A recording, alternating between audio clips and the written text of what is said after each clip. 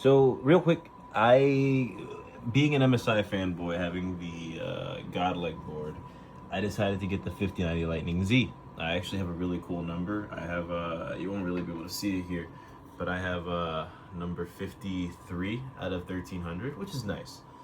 That being said, as pretty as the card is and stuff, I'm actually kind of frustrated by it.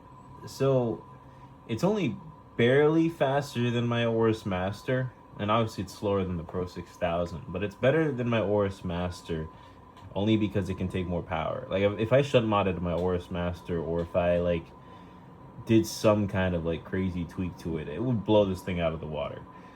MSI does not bin these. They just make them look pretty. Maybe they'll claim they bin them. I don't think so. There's not really been any like sign that anything has been binned this time around.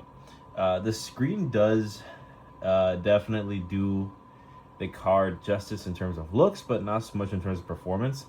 I think it was really stupid on the part of MSI to make this thing count as a second monitor. That leads to some complications where essentially your entire desktop can get stuck on that screen, and it's just really annoying. Like on the main screen, just to kind of like show you, like there are times where depending on what you're doing, it won't let you go past a certain point. It'll kind of like box you in, just like it is on like the Lightning is. It'll box you into that like pixel ratio, and you can't go beyond that. So you can't go down here to like the taskbar. You can't go there or whatever. Um, it's the same kind of issue I tend to have with the Corsair Xeneon Edge. Although I do like this and it doesn't really give me problems. This is more of a non-issue. But anyway, back to the real star of the show. So yeah, the Lightning Z, pretty card. Oh yeah, the screen and managing like the screen and anything to do with it, a nightmare. First of all, MSI Center sucks. I'm not even gonna sugarcoat it. I love MSI, but oh my god, MSI Center, absolute tragedy. It has a package in there for like an installed app you can use in there to kind of manage the screen, which is cool and all, but I think what MSI really wants you to do is to use the Lightning Hub Manager, which is like a web interface or something you download on like the Windows Store or whatever, and then you can do everything from there or from your phone. That being said, sometimes the card, like if you turn off the LCD, sometimes it won't turn back on without like a bunch of funky stuff happening, or the screen won't turn off.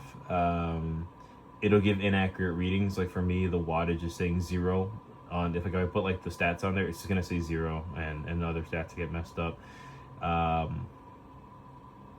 The website will say 9999 for watts and for other things. It's frustrating.